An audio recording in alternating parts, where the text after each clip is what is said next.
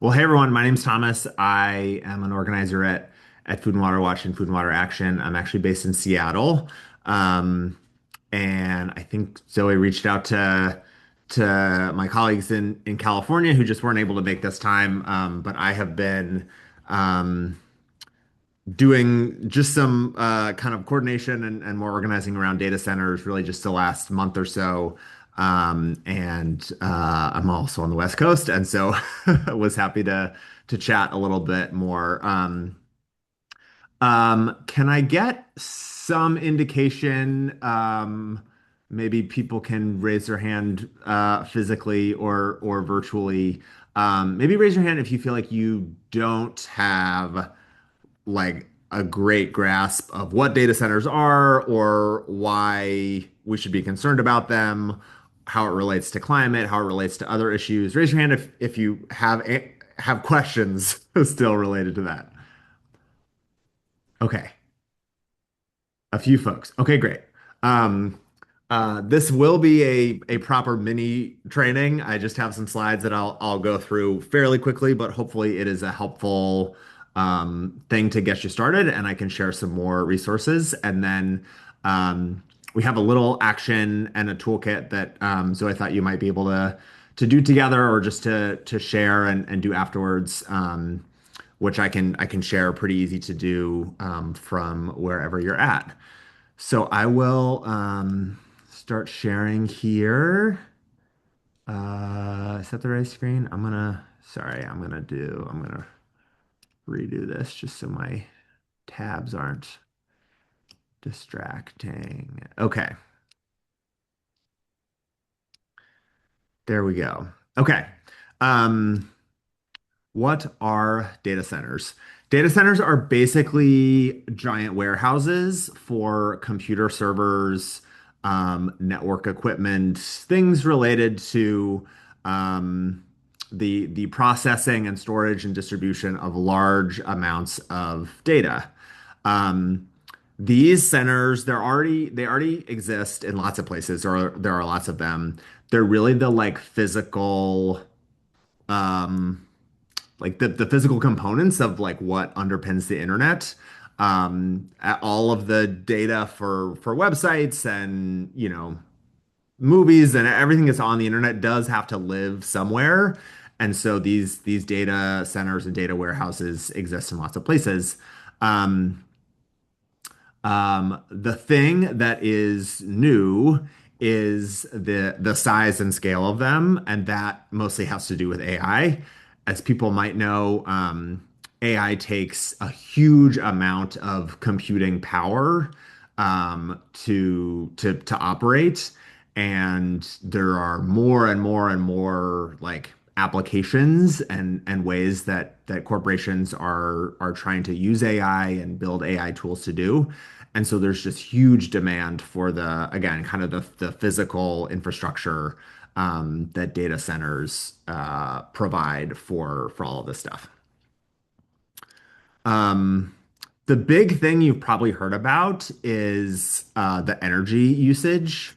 So, data centers contain servers and storage centers for the internet. Many of the machines use GPUs or graphics processing units. Some data centers have like 30, like tens of thousands of these GPUs. So, like a scale that, obviously you couldn't fit in your home or your small business, right? Like you need an enormous warehouse for them.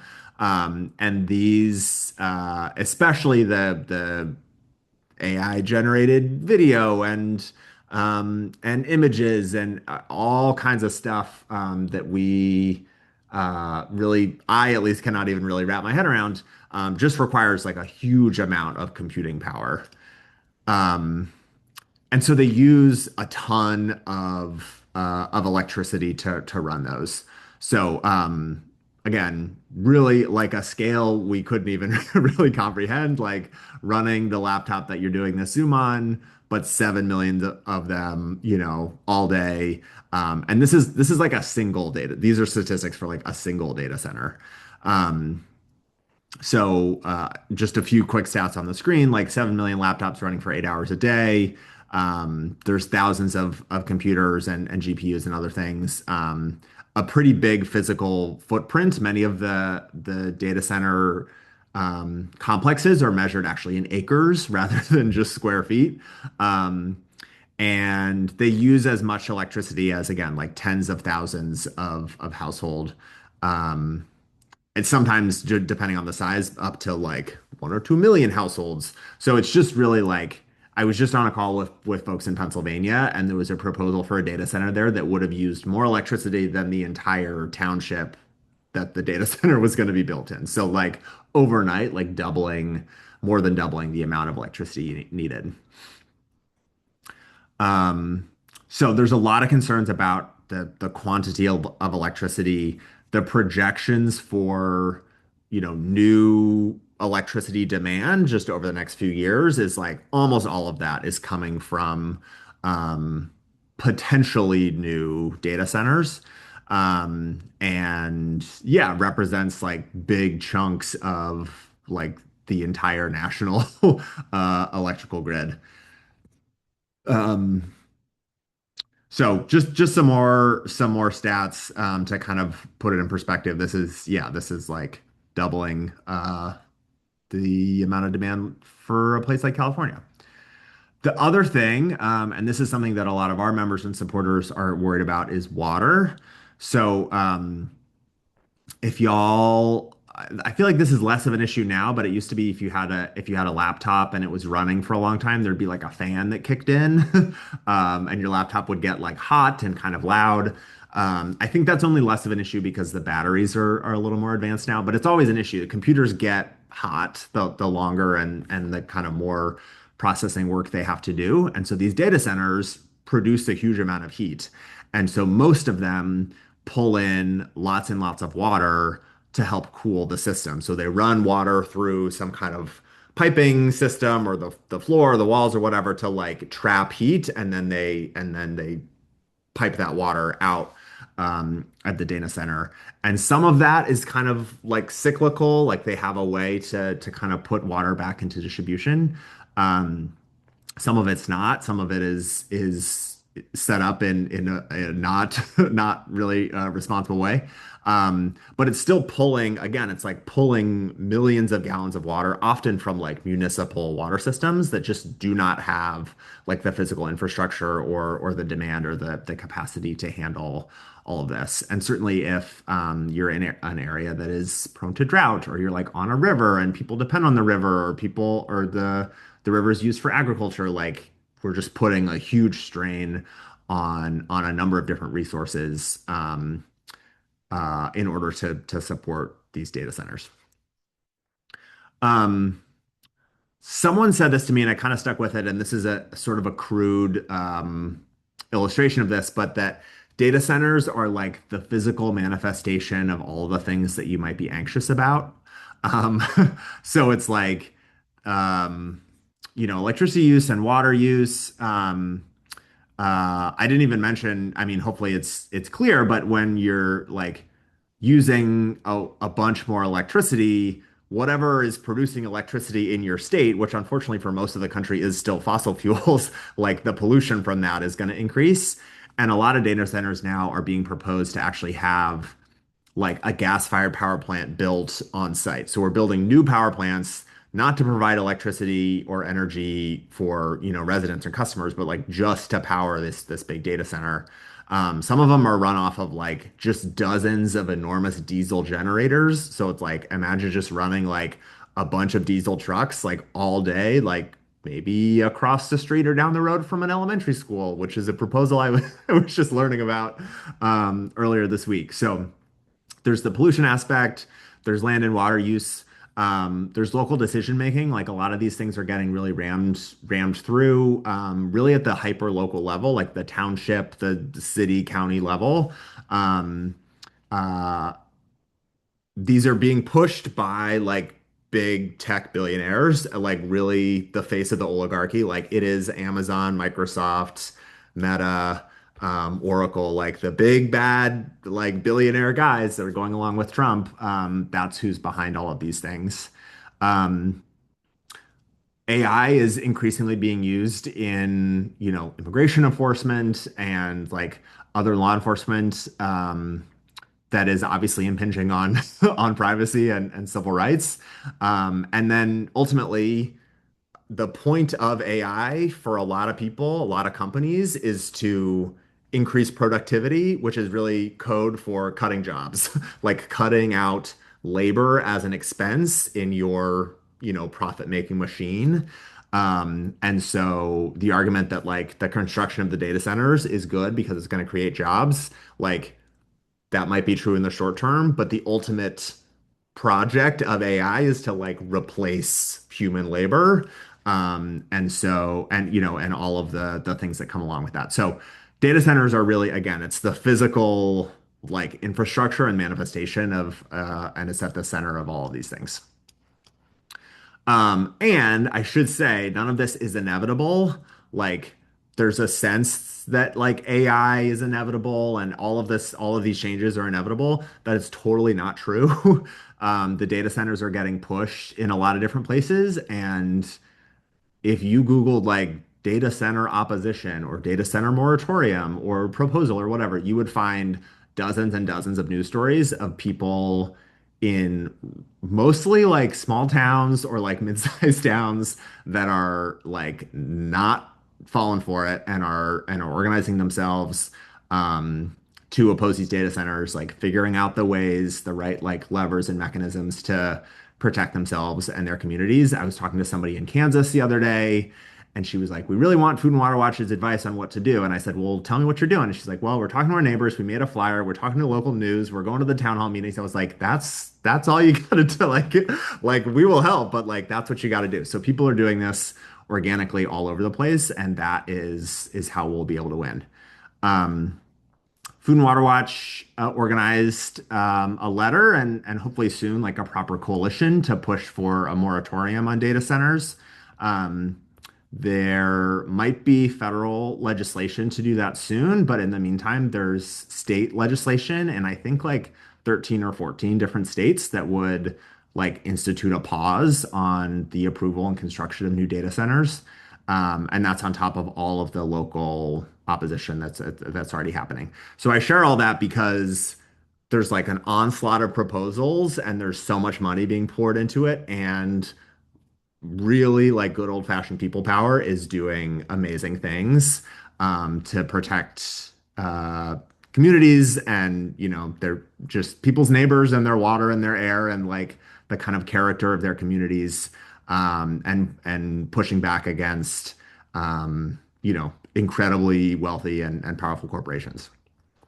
So I will share a few things, but we are, yeah, working to stop these things at different levels of government, and we think it's really important to just continue to organize and do some things like y'all and my colleagues were doing at the Dem convention, which is like getting elected officials on the record and pushing them to stand with their voters and their constituents over these big tech companies and the fossil fuel interests that go along with them. Um, so one thing, and I will copy this. Hopefully this works. Where's the chat? Um, we have like a toolkit with a few different things in it, but including a letter for local elected officials to sign. So this is mostly for like city, county, and state legislators. Um, and we've used letters like this in the past to accomplish a couple things. One is to like identify the people who are with us.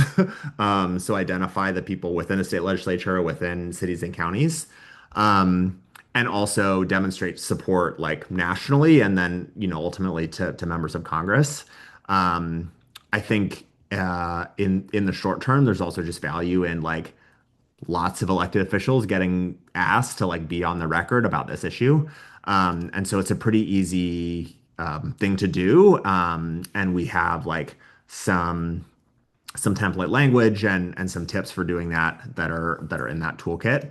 So this is like pretty basic. Y'all have probably done this before, but there's um, some handy links to just like identify all of the people that represent you. There's like city council members and county council members and school board members and state legislators and all those people. So a couple handy sites to find that out. Um, and then yeah, fire off some emails, make some phone calls, and share the link that's in the toolkit there. We have a template email that you can kind of personalize. Oops.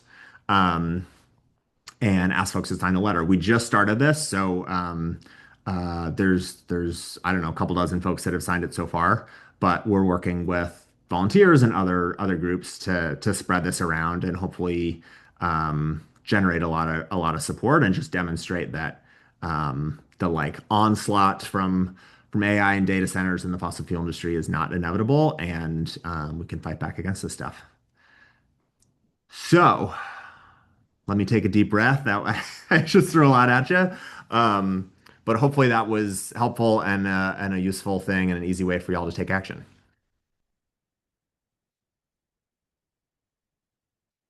Zoe, anything? Thank you, Thomas. That Yeah. was really great. I was wondering if anybody has like any questions off the top of their head that maybe Thomas could answer.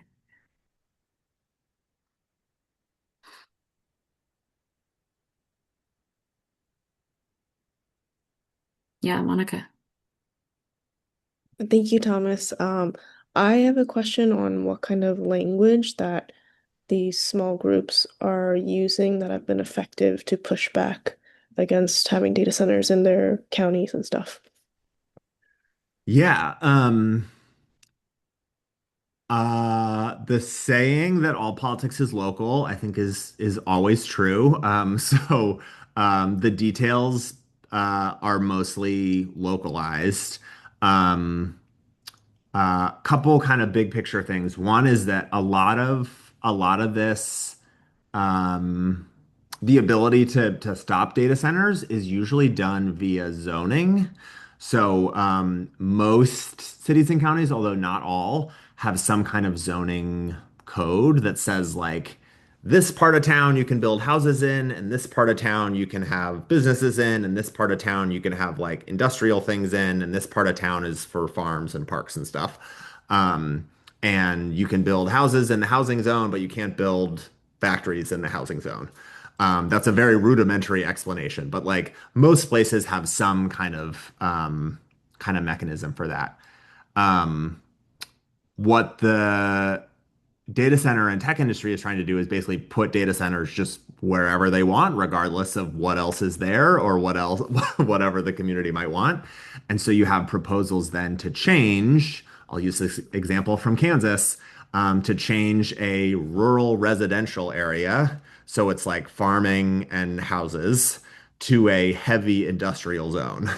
And so then the the real decision point is whether or not to change the zone. And then once they change the zone, then you can put your heavy industrial things there because it's zoned for it.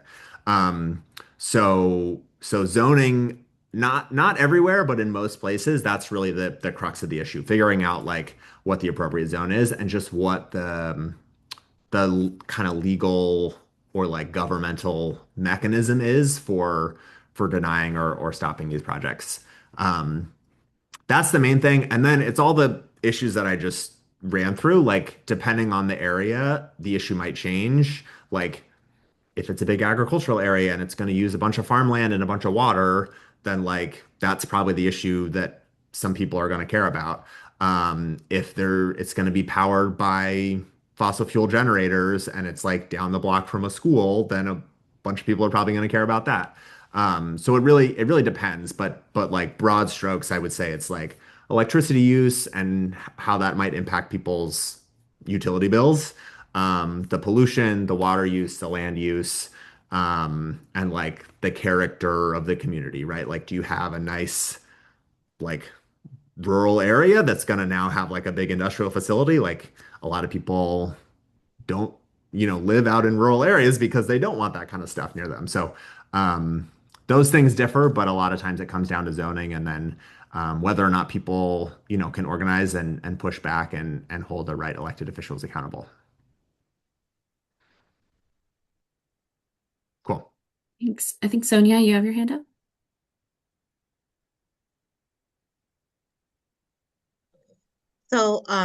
We have a data center that's in Pittsburgh, here in Pittsburgh, California, and there was some litigation, and they stopped and they felt that they resolved the issue, and as far as the city council concerned, because they agreed to use 100% recycled water. Mm. But my understanding is that the backup generator is still diesel, and the neighbors are still concerned about noise.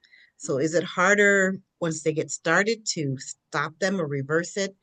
You mentioned moratoriums. What can they do at this point? Yeah, it's definitely harder once something has already started. I think not knowing the specifics of that one, typically if the proper kind of approvals have been granted, um, then it might be hard to reverse it. The way um, the way around that would be if they like violate the permit or the agreement in some way, right? Like if they said that they were not going to, run the diesel generators 24 hours a day, and then they end up doing that, then that there might be something there to stop it, or other details of the project or construction. Um, Again, this all differs kind of city to city, state to state. I know in Pennsylvania, we've had a lot of success getting things stopped, certainly before the construction phase, but it might be helpful down the road. When it turned out that basically the public notice or the public comment or disclosure rules were not followed. So tech companies are pushing these things like really, really quickly, and sometimes city council members like don't know the rules around like, hey, if you have this big project, actually you have to give the public X number of days notice before you vote on it. And so anyway, that's just another thing that I know has tripped up some of the proposals is the local elected officials actually just weren't following the the laws about disclosure and notice and comments and stuff like that. Um, so it's kind of getting them on the technicalities, I think, in some cases. But that's a thing that might be useful to dig into. Okay, thank you. Thank you for the questions, Monica and Sonia. And thank you, Thomas, for the presentation. I felt that was super, super helpful and like super, I feel like you took a complex issue and made it very easy to understand. So really appreciate you coming on and joining us. Yeah, glad to help. And like I said, I think everything is in that toolkit. If y'all are able to do some outreach to local and state elected officials, there's like a template email and a link to the letter. And I know. Yeah, if you fire off a bunch of emails, like some number of those people are probably going to be supportive, and the ones who don't respond at least have heard from you, and we can hold them accountable down the road. So we'll be pushing that out some more. But if y'all are able to get started on some outreach in your area, that'll be awesome. Totally. And that's absolutely like aligned with what this call is all about is, making our voices heard at the local level, making sure that our local electeds are doing the things we want them to be doing for action and for our climate. Cool. Alrighty. Okay. Well, thank you all for having me. I'll leave you to it, but good to connect. Thank you. All Yeah. right. People want to give a round of applause with your emojis. Thank you. Thank you. Y'all are great. I'll see you later. Thanks. Have a good one.